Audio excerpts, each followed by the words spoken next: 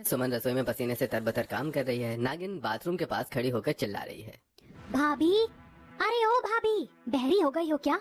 कितनी बार कहा था कि समर चलाकर मेरी बाल्टी भर देना, मेरी बाल्टी भरी कि नहीं? हाँ हाँ दीदी, आ रही हूँ, मैंने बाल्टी भर दी है, बस अभी समर बंद किया है, आप जाकर देखिए तो सही। अच्छा, तो जरा खुद देखना पानी ठंडा है कि गर्म। जैसे ही सुमन पास आती है, नागिन झटके से सुमन का हाथ पकड़कर पानी की बाल्टी में डाल देती है। माँ जी बचाओ, मेरा हाथ जल गया, दीदी छोड़िए।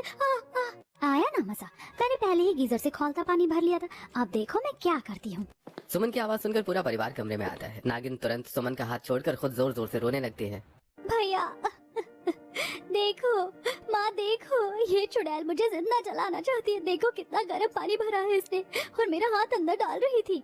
तेरी इतनी हिम्मत, कल मुंही करम जली कुल्टा, मेरी फूल जैसी बेटी को जलाएगी, ले। क्रांति देवी दे दनादन सुमन को चांटे मारने लगती हैं। वो अपने लाल हाथ को पकड़कर रो रही है। माँ जी, मेरा यकीन कीजिए, मैंने ठंडा पानी भरा था, पता नहीं गर्म कैसे हो गया। देख रहा है भोला, ये कुलक्षणी ना ये घर को वारिस दे पाई, ना दहेज में बाइक ला पाई, और अब मेरी बेटी की जान के पीछे पड़ी है।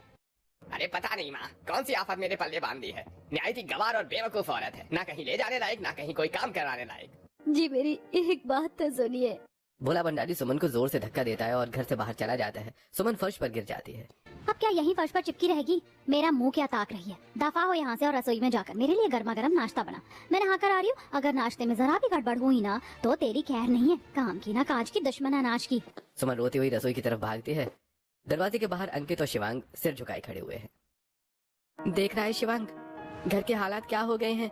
माँ, भैया और दीदी सबके सब मिलकर एक अकेली जान पर टूट पड़े हैं। भाई, भाभी के साथ ये लोग नीचता की सारी हदें पार कर चुके हैं। दीदी ने जानबूझकर हाथ जलाया और इल्जाम भी भाभी पर लगा दिया। काश हम भाभी के लिए कुछ कर सकते। हमें कुछ तो सोचना होगा भाई, अगर आज हमने आवाज नहीं उठाई तो भाभी और उनकी बच्चियों का जीना हराम हो जाएगा। अंकित और शिवांग दोनों अपनी भाभी की हालत देखकर बेबस थे। वहीं सुमन नाश्ता लेकर कांपते हाथों से ट्रे लेकर हॉल में आती है। माँ जी, चाय ले लीजिए। रहने दे, चाय पिलाकर एहसान कर रही है क्या? इतनी गर्मी पड़ रही है, हलक सूख रहा है हमारा, और तू चाय लेकर आई है। तेरे बाप के घर से एक फ्रिज तो आया नहीं कि हम ठंडा पानी पी सके। माँ जी, फ्रिज तो खराब पड़ा है, मैके से तो। क्रांति देवी चाय का घूंट भरती हैं और तुरंत कप सुमन की साड़ी पर फेंक देती हैं। इतनी खौलती हुई चाय, मारना चाहती है क्या मुझे? कोड़ में खाज वाली हरकत कर दी तूने। पहले ही गर्मी से मर रहे, ऊपर से ये गरम जहर पिला रही है। माँ जी, ये क्या किया आपने? हाथ जल गया तो रो रही है, यहाँ हमारे कलेजे जल रहे हैं, उसका क्या? फ्रिज में बर्फ जम नहीं रही, पानी मटके का भी गर्म है। अरे माँ, आप क्यों इतना गुस्सा कर रही हैं? भाभी का क्या कसूर? अगर फ्रिज खराब है, हमारे घर में किस चीज की कमी है? चलिए मैं और भैया जाकर आज ही नया फ्रिज ले आते हैं। और इसकी औलाद, तू लेकर आएगा फ्रिज? बाप के पैसों पर ऐश कर रहा है और बातें बड़ी बड़ी। पहले खुद 4 पैसे कमाना सीख, फिर अपनी इस लाडली भाभी के नखरे उठाना। जब तक ये अपने मायके से फ्रिज नहीं लाएगी तब तक इस घर में नया फ्रिज नहीं आएगा। भैया, क्यों माँ को कुछ समझा रहे हो? आपको पता तो है माँ हमेशा शेरनी बनकर खाने को दौड़ती हैं। क्या बोला तू? मैं शेरनी हूँ? अपनी माँ को ऐसे बोलेगा इस कलमुही के चक्कर में? चलिए भैया यहाँ से। शिवांग अंकित को लेकर वहाँ से चला जाता है। खड़ी खड़ी क्या अपना थोबड़ा देख रही है? जा जाकर बाकी घर का काम पूरा कर। पूरा घर कबाड़ बना दिया है, काम की ना काज की, दुश्मन अनाज की। माँ आप जाओ, मैं पोछा लगा देती हूँ। चल रिद्धि, बाल्टी लेकर आ। सिद्धि झुककर फर्श साफ करने लगती है। तभी क्रांति देवी आती है और सिद्धि की कमर पर जोर से लात मार देती है। ऐसे पोछेगी, अभी यहाँ मक्खियाँ भिन भिनाने लगेंगी। जा फिनाइल डाल। जी दादी, मैं लेकर आती हूँ फिनाइल, आप दीदी को मत मारो। अरे देखो तो सही, इस कुलक्षणी ने लड़कियों को कैसी पट्टी पढ़ाई है। एक को कुछ कहो तो तीनों की तीनों सर पर चढ़ जाती हैं, जैसे मुझे कच्चा ही खा जाएंगी। अरे भगवान, सुबह सुबह थोड़ा चुप भी हो जाया करो, कितनी भौंकती हो। ए जी, तुम तो चुप ही रहो। तुम्हारे पास सुड़क सुड़क चाय पीने और अखबार पढ़ने के अलावा कोई काम तो है नहीं। मल्होत्रा जी से बात हुई कि नहीं? अरे वो थोड़ा धीरे बोलो, कहीं वो सुन ना ले। सुन लेगी तो क्या मेरा सिर काट लेगी? सुन लेने दो। अपने मायके से न ढंग का दहेज लाई, ना कोई लड़का पैदा कर पाई। अब मैं अपने लड़के की दूसरी शादी करूंगी। सुमन दरवाजे के पीछे खड़ी ये सब सुन लेती है और उसकी आंखों से आंसू बहने लगते हैं। लेकिन माँ जी, ये आप क्या कह रही हैं? दूसरी शादी? तू बड़ों के बीच में कान लगा रही है, चल निकल यहाँ से। अरे मेरी बात हो गई है। मल्होत्रा जी की लड़की 1 हफ्ते में अमेरिका से आ जाएगी, फिर हम भोला की मुलाकात करवाएंगे। हाँ, और 20 लाख रुपए दहेज मिलेगा, फिर देखना हमारी ठाट बाट। इस कलमुही से तो पीछा छुड़ाना ही पड़ेगा। सुमन बेबस होकर अपनी बच्चियों को गले लगा लेती है। अगले दिन की सुबह सुमन रसोई में पसीने से तरबतर होकर कचौड़ियां तल रही है। दूसरी तरफ कमरे में भोला तैयार हो रहा है और अपनी शर्ट ढूंढ रहा है। अरे ओ सुमन, मेरी सफेद शर्ट प्रेस हुई है कि नहीं हुई है? कल से बोल रखा है, ऑफिस के लिए देर हो रही है। जी जी बस अभी आई, बस लेकर आई आपकी शर्ट। सुमन भागती हुई कमरे में आती है और अलमारी से प्रेस की हुई शर्ट निकालकर भोला को देती है। भोला जैसे ही शर्ट खोलता है, शर्ट के बीचों बीच एक बड़ा सा जलने का छेद दिखाई देता है। ये क्या है? ये किसने किया? ये शर्ट किसने जलाई? सुमन, ये तूने प्रेस की थी ना? जी मैंने तो बहुत ध्यान से प्रेस की थी, ये छेद यहाँ कैसे आया? कल तो ये ठीक थी। और किसने जलाई होगी भैया? भाभी के अलावा आपके कपड़ों को हाथ ही कौन लगाता है? हाँ भाभी, भैया कितनी महंगी शर्ट जला दी। ये तो वही है ना जो माँ ने जन्मदिन पर दी थी। नहीं दीदी मैंने नहीं जलाई, मुझे तो पता भी नहीं।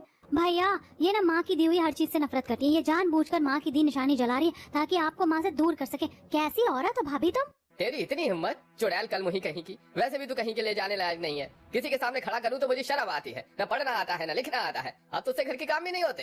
अरे भैया शांत हो जाओ, क्यों अपना खून जला रहे हो उसके पीछे? लो गरम गरम कचौड़ी खाओ, मैंने अपने हाथों से बनाई है आपके लिए।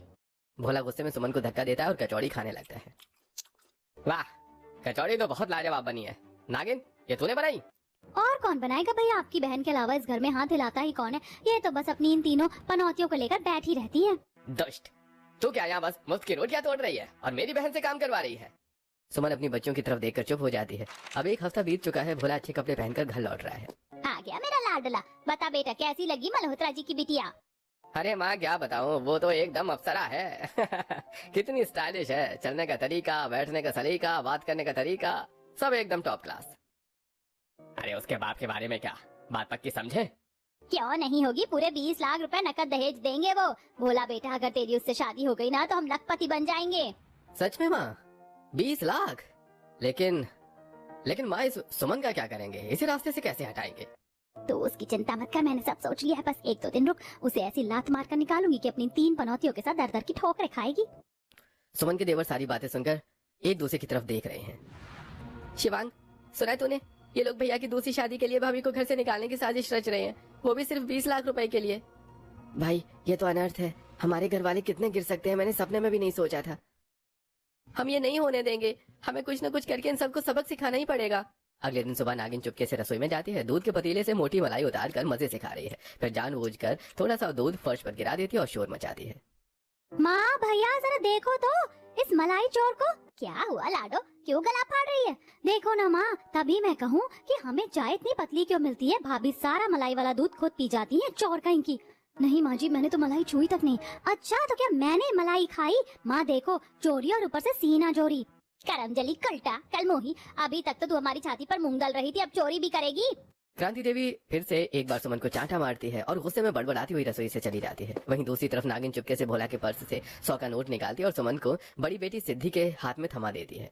ले लाडो, ये ले पैसे, जा अपनी बहनों के साथ जाकर ढेर सारी चॉकलेट और चीज ले आ। बच्चियां खुश होकर बाहर से सामान ले आती हैं। तभी नागिन भोला को हाथ पकड़कर बाहर ले आती है। भैया देखो देखो अपनी लाडलियों को, हाथ में क्या है इनके? 100 रुपए का नोट। भाभी शर्म नहीं आती आपको? बच्चों को चोरी करना सिखा रही हो? मेरा 100 रुपए का नोट गायब है। सुमन, तेरी इतनी हिम्मत, तूने मेरे पास से पैसे चुराए?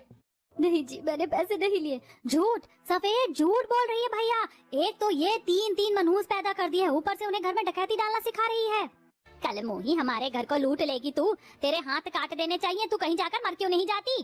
क्रांति देवी फिर से सुमन के ऊपर थप्पड़ों की बारिश कर देती है। यार अंकित, समझ में नहीं आ रहा है, 2 दिन से माँ और दीदी के अत्याचार ज्यादा ही नहीं बढ़ गए हैं?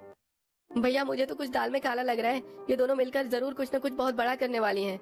अंकित और शिवांग दोनों को अपनी माँ और बहन पर शक होता है और अगले दिन की सुबह क्रांति देवी अचानक सोफे पर हाथ पैर पटकने लगती है। नागिन उनके पास बैठकर छाती पीट रही है। हाय राम, मैं तो मर गई रे। कोई बचाओ, मेरा जी घबरा रहा है, चक्कर आ रहे हैं। हे भगवान, मेरा ब्लड प्रेशर बढ़ गया है। हाय राम, माँ को क्या हो गया? माँ आंखें खोलो। अरे वो कल मुँह ही खड़ी खड़ी क्या तमाशा देख रही? जा जाकर फ्रिज से ठंडा पानी लेकर आ, माँ की घबराहट बढ़ रही है। जी दीदी, अभी लाती हूँ। सुमन रसोई में भागती है और फ्रिज से पानी लेकर आती है। लीजिए माँ जी, पानी पीजिए। तू मुझे मारना चाहती है? इतना खौलता हुआ पानी पिलाएगी इस हालत में? तू चाहती है मेरा दम निकल जाए? चाहे यहाँ से नाश पीती। अगर आज मेरी माँ को कुछ भी हुआ ना तो तुझे कच्चा चबा जाऊंगी। अपने मायके से एक फ्रिज नहीं ला सकती तू? दीदी मेरे माँ बाप के पास तो खाने को नहीं है, वो फ्रिज कहाँ से देंगे? इसीलिए तो हमने भैया की शादी तुझसे की थी। ना दहेज दिया ना फ्रिज, वैसे 3 पनौतियाँ लाकर खड़ी कर दी। दीदी शादी में पापा ने 5 लाख रुपए दिए तो थे। अच्छा अब हमें 5 लाख का उल्हाना देगी? नकटे का खा लो, उकटे का कभी मत खाओ। आज तूने अपनी औकात दिखा दी, निकल जा मेरे घर से अपनी इन 3 पनौतियों को लेकर। नागिन सुमन का हाथ पकड़कर उसे घसीटती है। क्रांति देवी तीनों छोटी बच्चियों को गर्दन से पकड़कर धक्के मार रही है। चल निकल, चारों दफा हो जाओ यहाँ से। बुआ जी मत निकालिए, हमें डर लग रहा है। दादी जी छोड़ दीजिए। हट पीछे, बहुत हुआ तुम्हारा नाटक। आज से इस घर के दरवाजे तुम्हारे लिए हमेशा के लिए बंद हैं। सुमन और उसकी तीनों बेटियां सड़क पर गिर जाती हैं। वहीं घर के अंदर दोनों माँ बेटी